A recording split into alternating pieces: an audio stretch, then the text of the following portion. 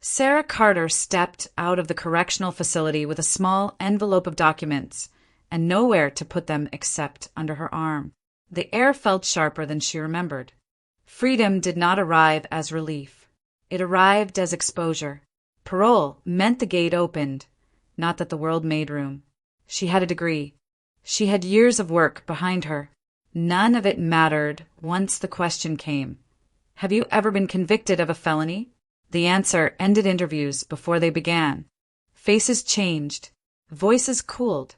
Apologies were delivered politely, as if courtesy could erase judgment. Sarah never argued. She never explained. Experience had taught her that explanations only invited suspicion. The conviction followed her like a stamp burned into the skin. Robbery. The death of an elderly man outside a bank. The details were fixed in public memory, even if they were wrong. There had been blood on her hands, his blood, because she had knelt beside him when he collapsed. The cash he had withdrawn was never found. A respected eyewitness had pointed at her and spoken with confidence. That had been enough. No one had cared about the phone call, the call that pulled her to that exact corner at that exact time. No one had checked where it came from or why it happened then. Investigators closed the file quickly, satisfied by how clean the story looked from the outside. Sarah had believed at first that the truth would surface on its own. She had believed that justice corrected mistakes. She did not believe that anymore. On the bus ride into the city, she watched familiar streets pass by and felt like a visitor moving through someone else's life. Apartment listings mocked her with prices she could not afford. Employers glanced at her resume and stopped reading halfway down the page. She counted her money carefully, aware of how little time it could buy. In prison, she had made herself one promise. It had not been loud or dramatic. She had not sworn revenge or imagined confrontation. She had simply promised herself that one day, when survival no longer consumed every thought, she would find the person who had arranged her presence at that scene and let the truth stand where lies had once been enough. That day was not today. Today was about food, shelter, and work, about proving in the smallest possible ways that she could live without causing harm, about moving through the world quietly without drawing attention, without asking for trust she no longer expected to receive. Sarah adjusted the envelope under her arm and kept walking. Survival came first. Everything else would have to wait. Weeks passed with the same outcome repeated over and over. Sarah moved from one interview to the next, learned the rhythm of polite rejection, and stopped counting how many times she heard that the position had already been filled. She learned to read faces quickly, to recognize the moment when interest faded and caution took its place. By the end of the third week, she no longer expected anything else. The sign was handwritten and taped crookedly to a glass door. Dishwasher and cleaner needed. Urgently. The restaurant was small, the kind of place built on routine rather than ambition. The windows were fogged from steam. Inside, the air smelled of fried onions and detergent. Sarah stood there longer than necessary before pulling the door open. Frank Miller, the administrator, listened without interruption. He glanced at her paperwork, paused when he reached the line he had expected, and sighed. He did not pretend otherwise. Under normal circumstances, he said, he would never take the risk. A background like hers was not something a business invited in. But the restaurant was short-staffed, and orders did not stop because people hesitated. The terms were simple. No mistakes. No excuses. If anything went wrong, the job ended immediately. Sarah nodded. She did not explain. She did not ask for understanding.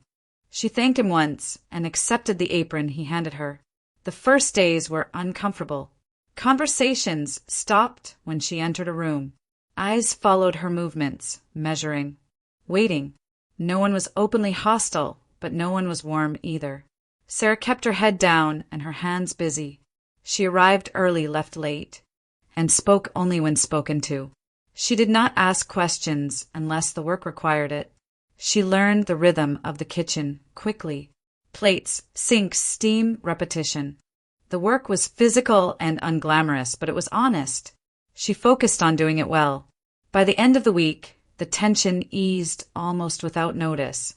People stopped watching her so closely. Someone poured her tea after a late shift and pushed a cup toward her without comment. Another coworker asked if she wanted to sit for a minute before heading home. Nothing was said aloud. No apologies were offered. Acceptance arrived quietly, the way suspicion had once arrived. Sarah did not mistake it for trust, but it was enough. For the first time since her release, she had a place to return to the next morning. It was not a second chance. It was simply a door that had opened when all the others remained closed. It came up the way unimportant things usually did, without intention, without emphasis. Near the end of a late shift, as the kitchen quieted and chairs were stacked, one of the waitresses mentioned the woman who had worked Sarah's position before her. Her name was Alice Morgan. She had been there almost a year. Quiet, reliable, never late. The kind of employee no one worried about. Then, one day, she simply stopped coming in. No goodbye. No explanation. Management assumed the worst. Someone said she must have done something wrong. Someone else added that she was probably in prison now. The conversation moved on quickly, as if the conclusion required no evidence. Sarah stood at the sink longer than necessary, letting the water run over her hands. The description settled in her chest with a familiar weight. Quiet, dependable, disappeared. The words arranged themselves into a shape she recognized too well. She asked a few careful questions. How long had Alice worked there? Nearly a year. Had anyone heard from her since? No. Had anyone looked into what happened? Not really. People had lives. Work continued. The details were thin, almost non-existent. There had been no police at the restaurant. No formal inquiry. Just an absence that everyone accepted as explanation enough. One name surfaced briefly. Marianne Marlewis, the head cook. Alice had spent time with her, talked during breaks, shared cigarettes out back. They had seemed close, or as close as people got in places where everyone guarded themselves. Beyond that, no one knew anything. Sarah nodded and said nothing more. She returned to her work, but her focus slipped. The room felt narrower, the air heavier. The past did not stay where it was supposed to. It edged forward, pressing itself against the present until the distance between them thinned. There was no proof, no accusation to make, only a sense of recognition she could not ignore. Too many pieces matched. Too many conclusions had been reached too easily. Sarah dried her hands and hung the towel back where it belonged. She told herself not to speculate, not to connect what had not yet been proven. But the unease remained, quiet and persistent. She had learned what happened when questions went unasked. This time, she was not sure she could let the silence stand. Sarah did not approach Marianne Lewis all at once. She waited for the right moment. When the kitchen was quieter and Mara was wiping down her station without anyone close enough to overhear. Even then, Sarah spoke, carefully, as if every word needed permission to exist. At first, Mara's response was guarded. Her posture stiffened, her tone professional. Questions about Alice were not welcome. People disappeared for reasons that were not anyone else's business. The past stayed in the past. Sarah nodded, accepting the boundary. Then she said, quietly, that she understood, that she had spent years in prison for something she did not do. The words did not land immediately. Mara looked at her, really looked at her, as if reassessing something she had taken for granted. After a long moment, she pulled out a chair and sat down. Alice had told her pieces of her life. Mara said, not everything, just enough. She had mentioned trouble, fear, a sense that something was closing in. Then there was the incident. An elderly woman had gone to the bank to withdraw a large sum of money. Alice had been nearby. Something happened quickly. Too quickly. The woman collapsed. The money vanished. Alice, was the only one close enough to blame. The story moved fast after that. Witnesses spoke. Conclusions were drawn. No one questioned how neat it all appeared. Alice insisted she had been called to that location, that she had not planned to be there. No one listened. The case ended before it ever truly began. Sarah listened without interrupting. Each detail aligned with a precision that made her chest tighten. Different people, different places, the same structure. A vulnerable person carrying cash. A sudden crisis. A lone suspect who could not defend herself. A system eager to finish the story rather than examine it. When Mara finished speaking, neither of them said anything for a moment. The silence between them was heavy but clear. The realization did not need explanation. This was not coincidence. They did not speculate wildly. They did not name villains or invent motives. They simply acknowledged what the pattern suggested, that someone was arranging circumstances and letting the consequences fall where they would. That people like Sarah and Alice were convenient because no one expected the truth from them. Mara exhaled slowly. She said she had not known what to do before. She said she still did not know what to do now. Sarah understood. Recognition did not bring solutions. It only made the silence impossible to ignore. The mystery deepened, but neither woman rushed it. The truth had waited this long. It could withstand a careful approach. Sarah saw Daniel Brooks by accident. She was leaving the restaurant after a late shift. Her jacket pulled tight against the cold when she noticed him standing across the street, uncertain, as if he were waiting for permission to approach. He looked older than she remembered, not in years so much as in posture. The confidence he once carried had been replaced by something quieter. He said her name first, not loudly, not as a greeting, but as confirmation. Daniel had been her defense attorney, the young one, earnest and outmatched.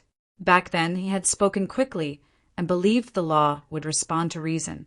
Sarah remembered asking him not to visit again after the verdict. She had not wanted his guilt to follow her into prison.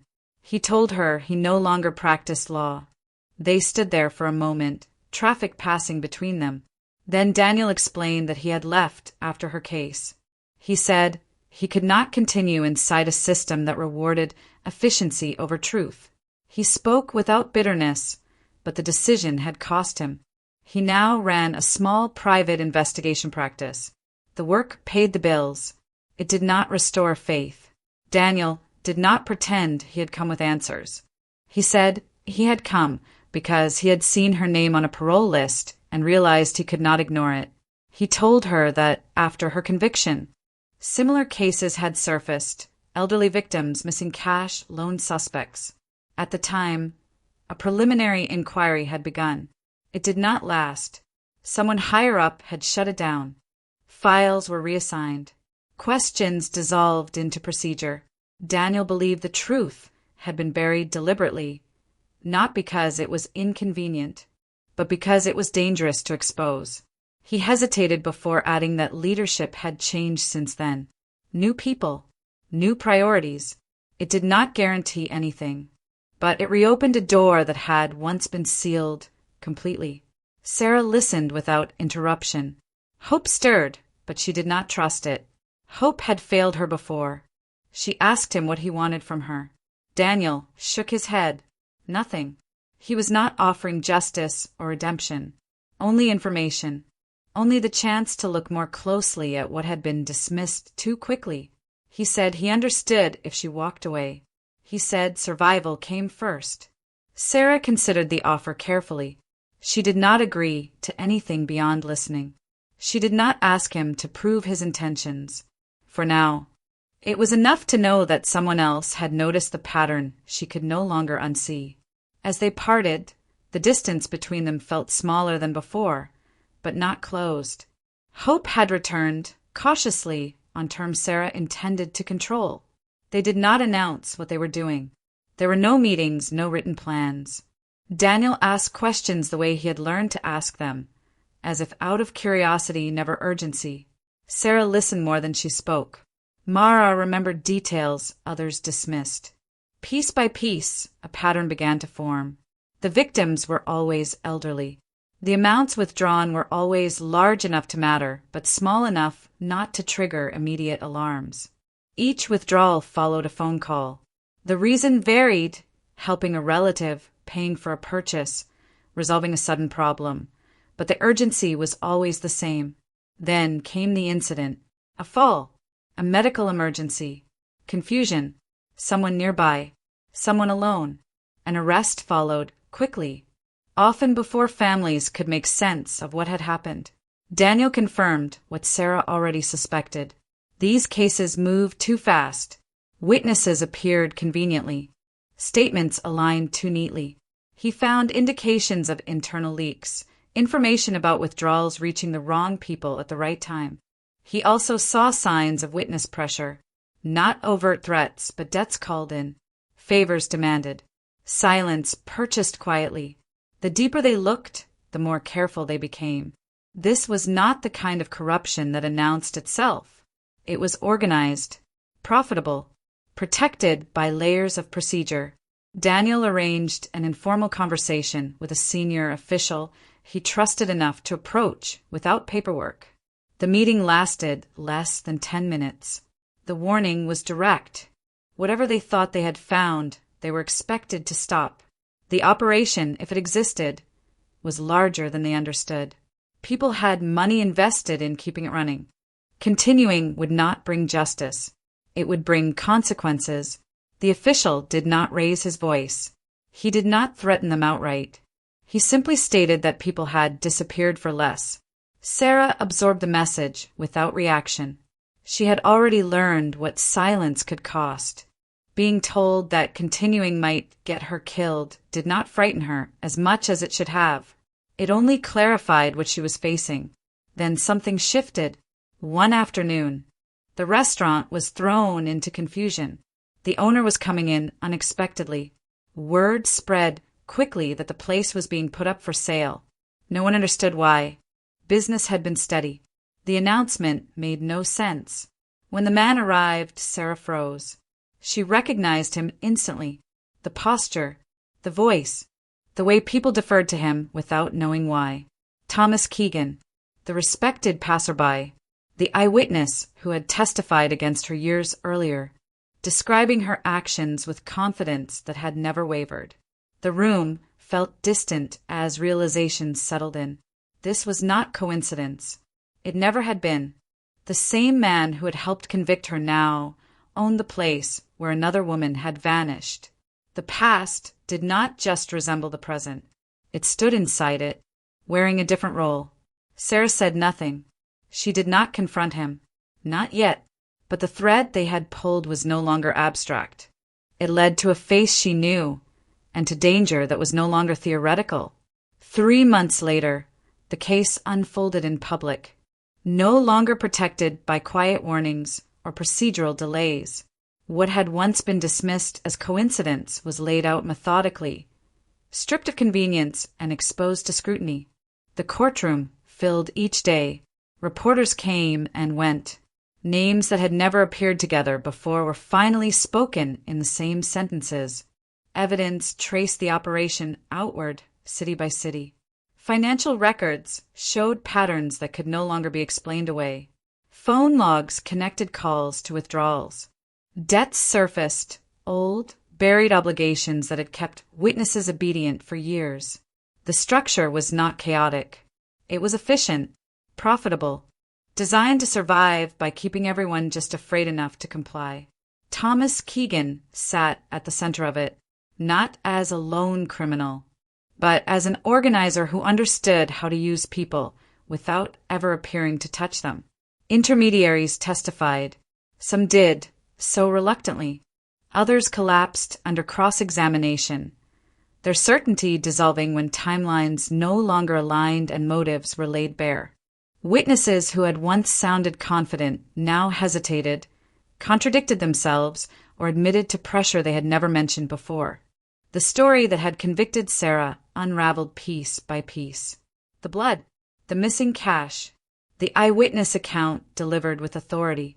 Each element was examined again, this time without urgency to conclude. The phone call that had drawn her to the scene, ignored for years, was finally traced. Its origin did not lead to chance. When the ruling came, it was brief. The conviction was overturned. The record corrected. Sarah Carter was formally exonerated. There was no applause. Sarah stood when instructed and listened as the words settled into the room. She did not feel relief in the way people expected. She felt the weight of time, of seasons that had passed without her, of years measured by routines she could not reclaim. Her breath caught and she broke down, not from victory, but from grief. Justice had arrived, but it had not arrived in time to save what had been taken. Outside the courtroom, cameras waited. Sarah did not stop. She did not speak. She walked past them with her head lowered, supported on either side by people who had once known her only as a rumor. The restaurant staff stood with her. Frank, Mara, the waitresses who had watched her carefully at first and then stopped watching at all. They did not offer speeches or explanations. They stood because standing mattered. They had seen her work. They had seen her restraint. They had watched her endure suspicion without resentment in a system that had erased her humanity. They had quietly restored it by recognizing it when no one else did. Sarah did not return to the restaurant that night. She went home and sat in silence, letting the truth exist without urgency. The trial had exposed everything, but it had also left her with the difficult work of learning how to live beyond survival. Justice had spoken. Now came the part no verdict could resolve. They did not celebrate the way people expected. There were no speeches, no raised glasses in crowded rooms. The group gathered quietly, the same people who had stood beside Sarah when certainty was still a luxury. The trial had ended, but nothing felt finished. Life did not reset, simply because the record had been corrected. Time remained what it had always been, irretrievable. Sarah moved through those days with a steady calm that surprised even her. The urgency that had once driven her had faded, replaced by something slower and more deliberate. She no longer needed to prove what she had endured. The truth existed now, independent of her explanations. Daniel asked her to walk with him one evening after the city had settled into its usual rhythm. He did not frame his words as rescue or repayment. He spoke plainly, without promises he could not keep. He told her he wanted a life built on choice, not obligation, on commitment, not gratitude. Sarah understood the difference immediately. This was not dependence disguised as kindness.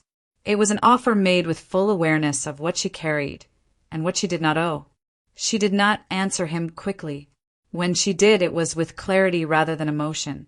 Soon after, Daniel finalized the purchase of the restaurant. It was practical, saving the jobs of people who had shown up when it mattered. It was also symbolic. A place that had given Sarah work when nothing else would now stood as something they would shape deliberately without fear or secrecy. Sarah did not pretend to know what came next. She had trained as an economist, not a restaurateur, but she knew how systems worked. She knew how to rebuild. Starting again did not frighten her the way it once had. She had learned how to live without certainty. Justice had given her truth. It had not returned the years she lost.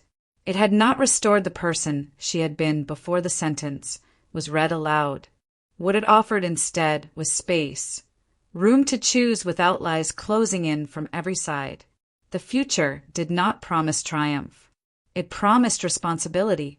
Sarah accepted that without illusion. What she built from that point forward would not be a correction of the past. It would be something new, shaped by what she had survived and what she now refused to surrender. Justice had spoken. The rest was hers.